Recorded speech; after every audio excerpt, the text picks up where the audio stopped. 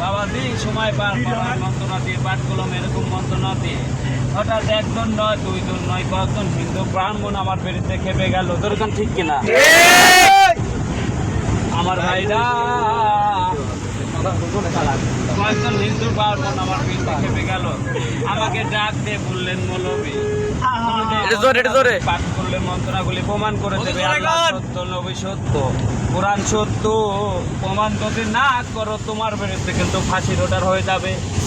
আমার বাবা দিরা রে এমন বেকায়দায় পড়ে গেলাম। বাবাজি কলিকাতার হিন্দুরা পুলিশদেরকে খবর দিয়ে নিয়ে আসলো। পুলিশগুলো পিক আপ ভ্যান নিয়ে চলে আসলো। আমি গুনাহগারকে জিম্মি করে নিয়ে গেল।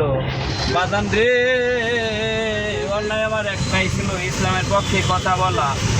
পানির পিপাসায় কলিজা শুকা যায়, কন্ট্রোলে শুকা যায়। আমি পানি পানি বলে চিৎকার করি, শয়তান পানি দেয় না। তখন ঠিক কিনা? ঠিক।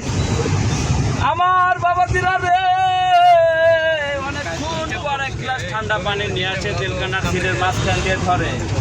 এই পানিটা নেওয়ার জন্য হাত বাড়াইলাম।